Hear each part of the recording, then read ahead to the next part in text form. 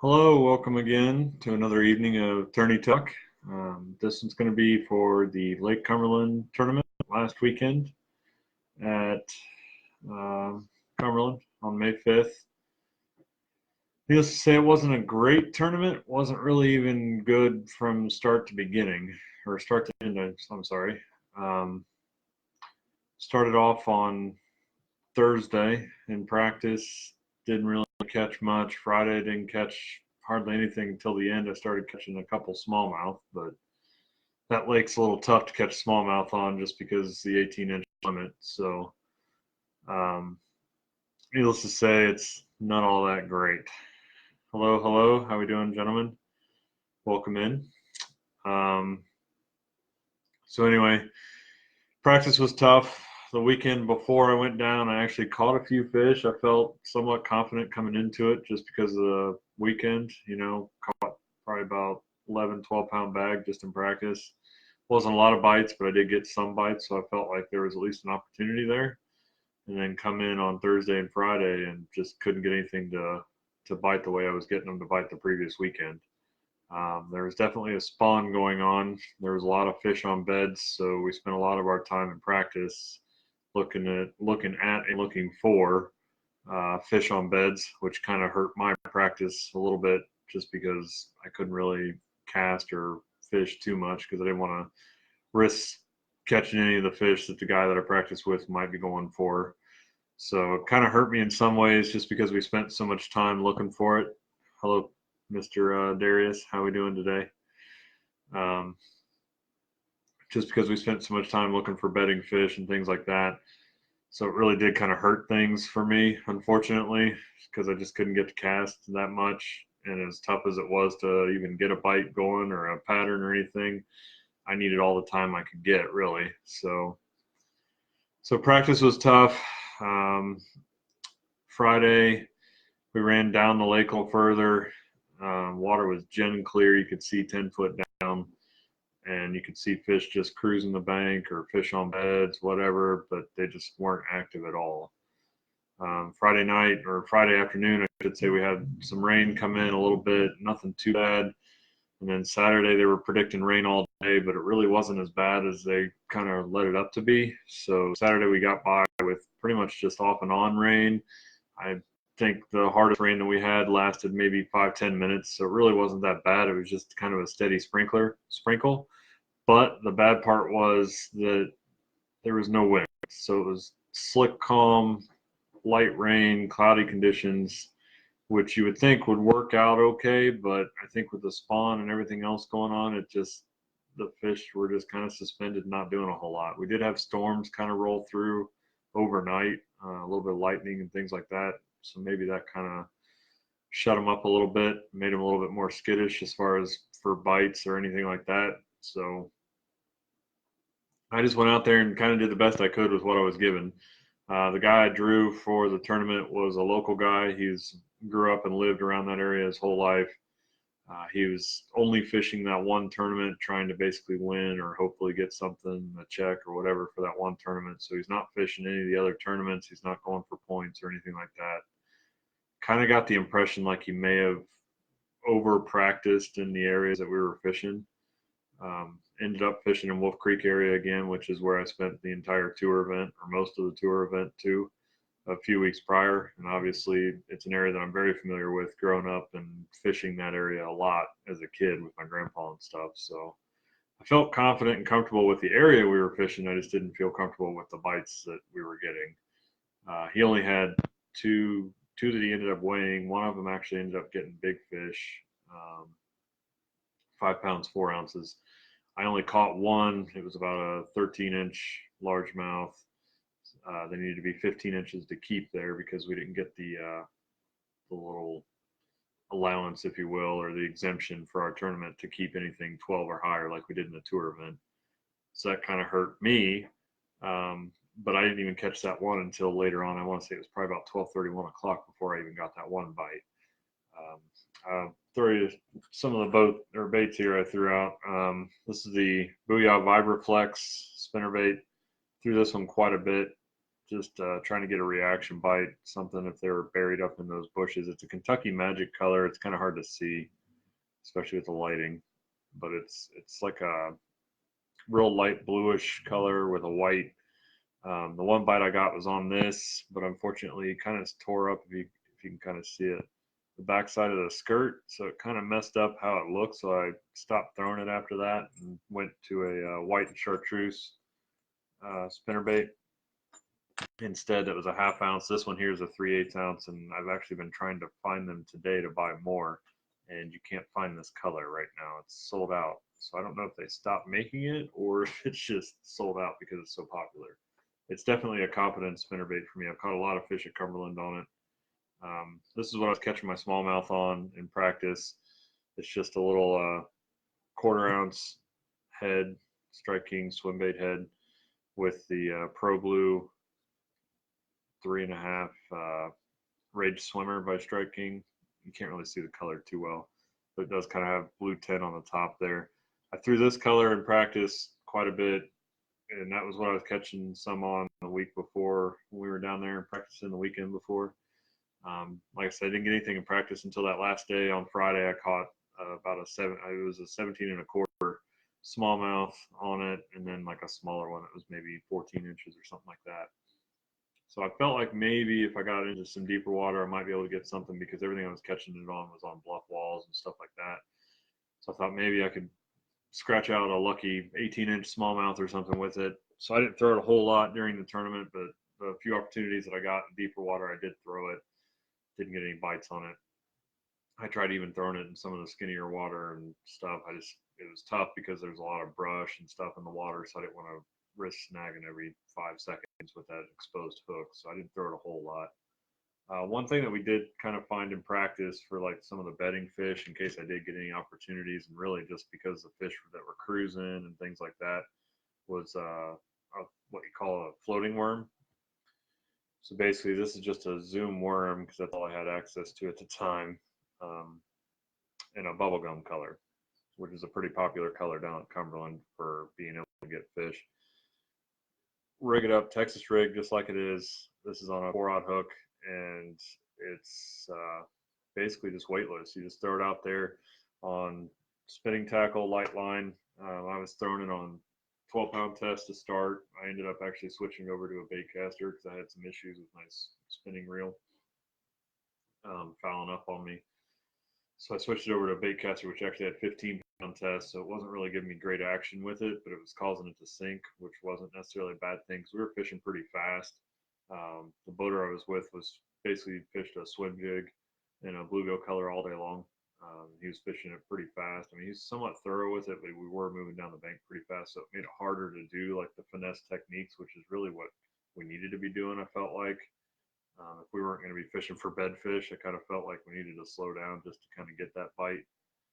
He had a couple swipe and miss like his on a reaction bite and stuff like that. I threw this shaky head here with the watermelon worm finesse, fat baby finesse by Strike King, and the watermelon with the seed sparkle or flake, if you will. This is the trocar shaky head and a 1/4 ounce.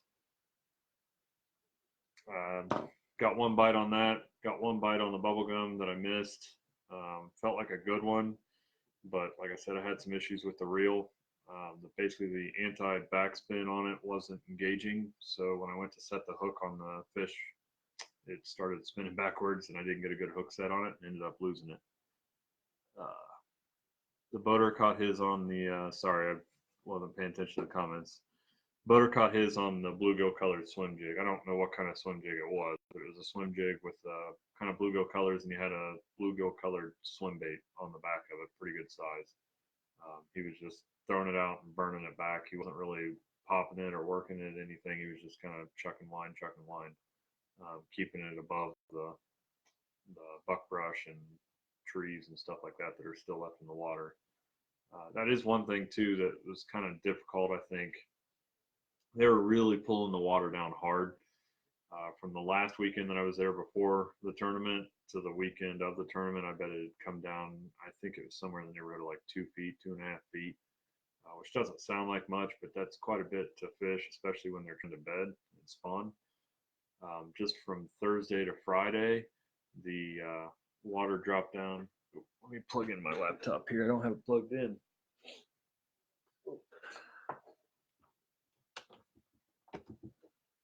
Don't want to lose power. Anyway, from Thursday to Friday, the water probably dropped down close to, I think it was like 8-10 inches just in that one night. So there was beds that were literally in about 8 inches of water now from just them pulling it so hard. So it definitely messed with some of the fish trying to move up. It messed with the fish that were already moved up. I did find a couple while we were fishing that were on beds. I think I found 3 different beds. One of them actually had 2 fish on it, kind of starting to lock down on it and spawn, do their thing.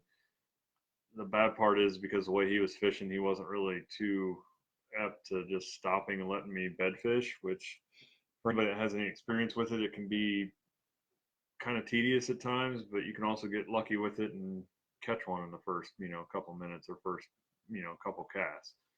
But because we were moving so fast, he gave me an opportunity at it. I'd get like basically 1, maybe 2 casts at a bed. If I couldn't get them to bite or if they moved off of it, it basically, there was nothing I could do.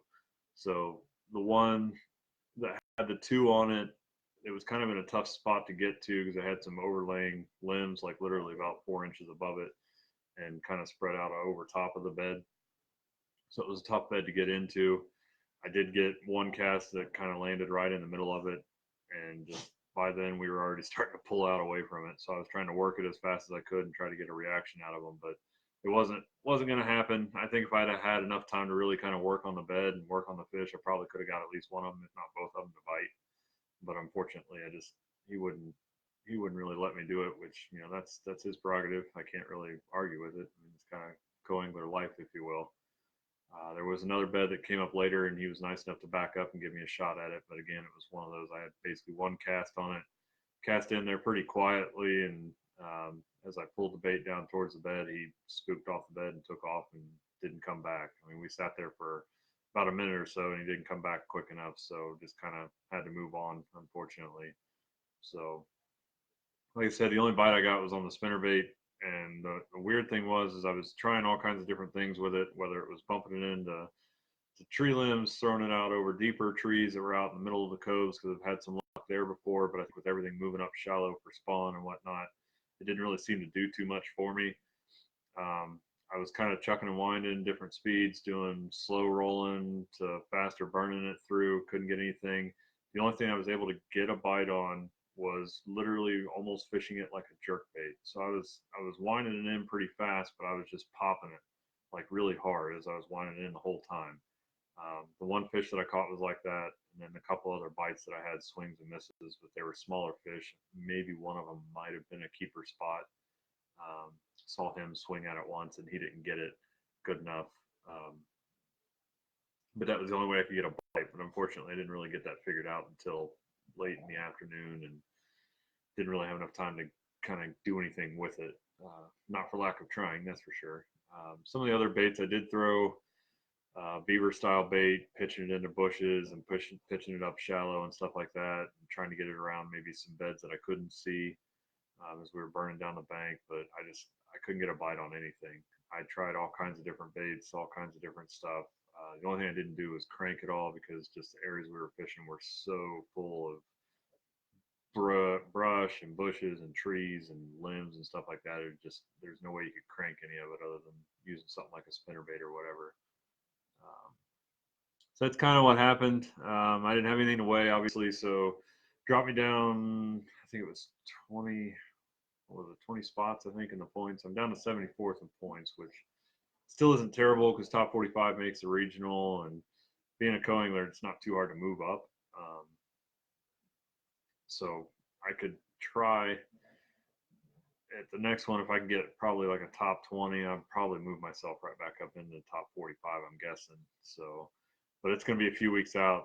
We go to Barren River Lake on June 23rd. That'll be the next one for the mountain division. The next one for the LBL is on June 16th. So I've got a little bit of a lull here in the action for 4 or 5 weeks. So I'm going to try to do some GoPro videos or something, kind of, excuse me, out in the field, see what I can kind of produce for you guys. If there's anything in particular you guys would like to see me do a video for, feel free to shoot some ideas to me or post on here or send me a message, however you want to do it. Uh, I'm going to try to show some of the baits and stuff like the trocar, the shell buster and stuff like that, show some underwater footage of it. Maybe you can get some fish to bite on it, even though it's a little bit late for some of the ways that I was fishing it and the patterns that I was using back in the spring. But we'll see what I can do with it. Also try to come up with some Facebook Live stuff so I can kind of keep this going for a couple weeks, if not every week, between now and the next tournament, just so maybe we can cover some topics that you guys might be interested in, or some things that I'd like to try to share with you to teach you some stuff. All right, Curtis, let me know when you're ready to go. Fortunately, I'm off today and tomorrow, so not a whole lot of heads up there, but otherwise. So let me see what you got here, Toby. I see you typed in a question there.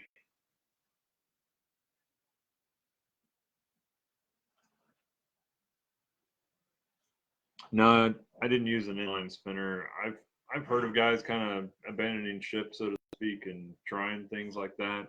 It's just not something that I've ever thrown, so I don't have any confidence in it. If I was going to do anything like that, I might do like a underspin with a swim bait, which is, I don't think I have any laying around here, but it's basically like this. It's just got the little blade down at the bottom. That'd probably be the closest thing I would throw to an inline spinner, just because I don't want to catch something like a bluegill or, crappie or whatever. I want, the bigger fish. Like I said, there's a time and a place for that kind of stuff, I guess. Some guys have confidence to use it in tournament situation. I personally don't. I'd rather catch them in my more confident and traditional type baits for me. So it's just not something I've done. Are there any other questions or anything anybody has? Or anything you guys want to see? Some of you kind of came in a little bit late. That's the spinnerbait I was throwing. The one fish that I caught was on this. I was using a little split tail trailer on it too, but I took it off because it got tore up. And Strike King Rage Swimmer in the Pro Blue with a 1/4 ounce Strike King swim bait head, jig head. And then of course the old floating worm and bubblegum. That was a good one for the bedfish and some of the cruisers that were kind of roaming around. And then just a watermelon colored shaky head that I did throw. But it was just tough thing. No, I didn't use trailer hooks just because there was so much brush around. I was afraid to start snagging it. It's another one of those things, like kind of figuring that pattern out late. If I had time and had a little bit more, I guess really just time. If I had time to do it, I would have put a trailer hook on it just because of the way they were hitting it. I mean, I could see them coming up and hitting it because the water was so clear and calm without any wind and stuff like that. If I had a trailer hook on there, I might have been able to catch a couple more. But like I said, most of what I was seeing actually hit it was smaller fish that really wouldn't have done me any good anyway. I think there was one spot that was might have been 12 inches that would have kept, just because you don't have to be 12 inches for spots there. But I mean, still wouldn't have done a whole lot of good, but that was just the one fish. So hindsight, yeah, trailer hook, but not being able to really get them to strike a spinnerbait too much anyway. I didn't have one on there because I had taken it off after my experiences with the tour event, because I was hitting a lot of snags and stuff, just bumping it over all that brush. So I took it off because they were hitting it so good.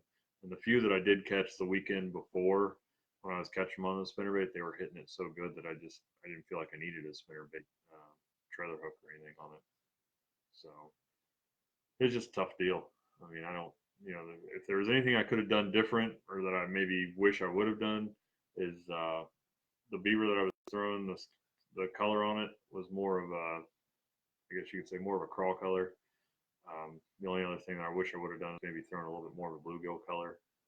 The funny thing is the guy that I was fishing with, the boater, he was catching everything on a bluegill colored swim jig, and I had actually thrown one in practice and didn't get any bites in the areas we were in. But I wish that I would have, because I might have had a little bit more luck. Um,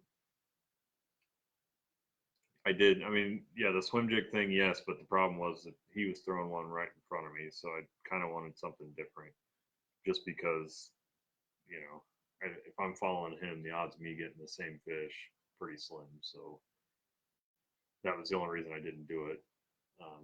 Because I did throw a jig and I kind of swam it a little bit here and there when I wasn't pitching it into bushes. If I found some open water or something, I would swim it a little bit, but it just I didn't want to do it the whole time with him throwing the same thing in front of me. I even thought about doing a chatterbait, but again, with the brush and stuff that we were throwing around, I just one of those things I just didn't feel real comfortable doing it because I didn't want to get snagged up a whole lot because he was moving pretty quick down the bank. I mean, it's one of those things that the speed that we were fishing down the bank made it tough for me to be able to do a lot of different things. Just because we were going so fast. So I mean, I had to do something that kind of kept up with it. The chatterbait bite wasn't really there in practice, so I didn't have a whole lot of confidence to try it during the tournament. Um, and really, that creek arm that we were in, Wolf Creek, we didn't have a whole lot of luck in practice anyway. Down closer towards the mouth of it, where it's deeper and cleaner water and stuff like that, you could see quite a few fish. That's actually where the guy that I practiced with caught most of his fish. I think that he weighed for the tournament, which he didn't really have that good of a finish either. But like where we were at, there just wasn't much up there. I mean, like I said, he only caught two.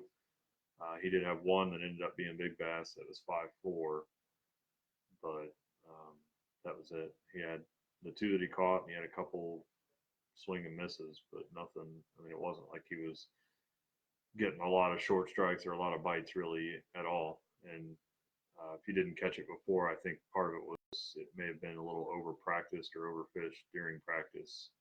Sore mouth and a lot of the fish is kind of what I felt, because him and his son both were in the tournament and they both were fishing that creek arm. And I even saw, after I realized what their boats were, I even saw both of them, remembered seeing both of them the weekend before in that same creek arm fishing the areas that we were fishing. So I felt like it may have been overfished and over practiced by them too, and made it a lot harder to catch fish come tournament day. Winning weight of the tournament, I think it was 18 pounds on the boater side and 10 pounds on the co-angler side. I actually just read it this morning, the article or the little blurb about how the guy won them, and he won everything sight fishing, bed fish down closer to the dam. It didn't say what creek he was in, but if I had to guess, probably Beaver or Indian Creek, that far down that way, or maybe even Otter. The water was extremely clear in Beaver Creek when we went in there. You could see 10, 12 feet. We were actually fishing around some docks, and I could see a whole school of spots, about 6 or 7 of them, just sitting there chasing my chatterbait and chasing his spinnerbait and stuff that he was throwing in front of me in practice. So it's pretty crazy how clear it was. I've not seen it that clear in a while. But yeah, it was 18 pounds, and I think he had 2 smallmouth and 3 largemouth is what the guy weighed. I don't know. It doesn't give you any detail on how the co-angler catches them, so I don't know how that guy caught the 10 that he had. But really, that's pretty low even for co-anglers. Um, they typically end up with a little bit higher weights for that lake anyway. But that's low for the boater side too. I mean, I've seen them pull 20 and 22-pound bags on the boater side this time of year. So a little bit down, but that lake's got a lot of pressure too with the tour being there, and then of course all the pressure after the tour with everybody going out and fishing it and stuff like that. So it's made it a little bit tougher, I think, on all of us. But there was quite a few fish that you could see that just had sore lips and holes in their mouths and things like that from weigh in and stuff. So there was something else I was going to say. I forget what it was now. Talking about the tournament. If I had something to do, like if I could have chose my own place to go, it probably would have been Fishing Creek, just because there was some really good bed fish in there, and then also you could tell if the shad spawn was starting to take off in that creek. That was the only creek that you could see where there was starting to be some more shad activity. Like I was throwing a spinnerbait and had a big gizzard shad come up and bumping it when we were around some docks, and I had a bunch of shad kind of chasing it and bumping my spinnerbait's blades as we were working some of the shallow areas towards the back of the creek. So if I had my choice, that's probably where I would have gone, just because with that shad spawn starting to fire up. I mean, if you guys watched any of the elites at Kentucky Lake, that's how most of those guys were catching their limits to start, was just with the shad spawn stuff. Because it's an easy way to catch some quick fish and kind of move on from there. So, but of course, it's not up to me. I just do where I fish where I go and do what I can do. So it was a long, hard day. Luckily, it didn't rain real bad, kind of like we thought. But I almost feel like maybe if it did, it would have helped out a little bit. We just needed some wind, really. It was so calm, it just made it really hard. I did throw a popper a little bit, pop R, if you will. But they just weren't really hitting top water too well. I don't know if it was just maybe a week too early for it or what. You'd have them short striking a frog in practice, and they'd take it down, but they were just eating the legs. They weren't really eating the whole thing. So it was a tough deal for everybody. I mean, the guy I practiced with only ended up with 7 pounds. I forget where he finished. So it's pretty tough for him to finish for him, and then me not getting anything away, obviously it's pretty tough. So it's been a tough few weeks, but it is what it is. It's fishing, not catching. So you'll have some downtimes, I guess. But I appreciate a few people and stuff that have made comments and just encouraging and saying positive things and stuff. It's very much appreciated. I'm down, but I'm not out by any means. I got a few weeks to recover and recoup and get my mind back in it. So a little bit of confidence is hit, but we'll be all right, and we'll rebound and come back at it. So we'll see where it goes from there. Like I said, it'll be about 5 weeks before the next tournament. Looking at some local stuff to maybe try to get in the meantime, just to keep fresh. But otherwise, just shooting videos and doing this kind of stuff for anybody that wants to hear me talk about anything. So, you guys got anything else, or any more questions or whatever? We can kind of wrap this up since I don't have a whole lot to talk about since I didn't catch anything. It wasn't a very exciting tournament for me to fish. I mean, practice was tough and tournament was tough. Everything was tough. Kind of a typical Lake Cumberland deal. It can be tough all the time like that. And then you'll have those days where you just absolutely slaughter them. Live bait is not allowed in tournaments. That's about the only thing that I can think of. Any kind of live bait or anything like that. You can use scents and stuff like that. Like the little fish sticks things or the garlic dips, like the dyes and stuff like that, or the sprays. You can use that kind of stuff, but you can't use any kind of live bait or dead live bait either, for that matter. It has to be artificial lures in a nutshell. If it's not artificial or fake, then you can't use it.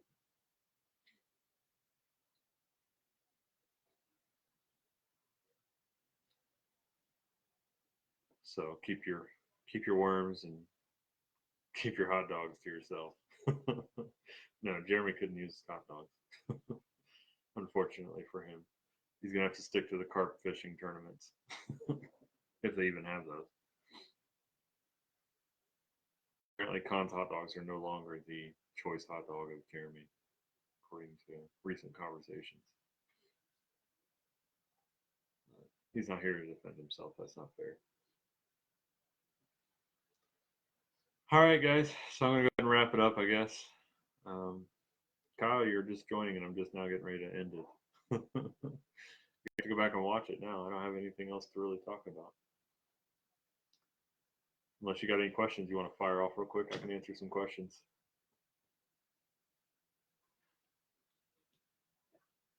The dog's starting to get restless too. Not a big deal, honestly. Like I said, I'll post the video up on my page and it'll be pinned to the top so you can watch over everything. If you have any questions, if anybody ever has any questions, you can always post comments and stuff. It'll notify me if anybody comments on the videos, and I'll come back and answer it via message or whatever. So, or you can always send messages direct to me. I don't mind answering questions. That's, it's how we all learn, because I can learn from you guys as much as you can learn from me. So feel free to shoot me any kind of comments or questions or anything that you might have. So I guess I'll go ahead and wrap it up. Like I said, you guys can go back and watch the video if you missed any of it. Otherwise, have a good evening, and I'll look at. I don't know if I'm going to do anything next week. It might be the week after. I got to look at my work schedule and see what I'm closing and stuff. But we'll see what I can put together, and might do something maybe talking about like tackle organization for co-anglers and kind of the box that I use and stuff, and how I kind of set that up and whatever, if you guys might be interested in something like that. But otherwise, send me a message or whatever if you got anything you want to suggest. I'll catch up with you guys either next week or the week after. Keep an eye out for the posts and stuff. So next tournaments are June 16th and June 23rd. So it's going to be a few weeks before we get rolling again. So have a good night, and thanks again for all the support that you guys have given me lately. I really appreciate it.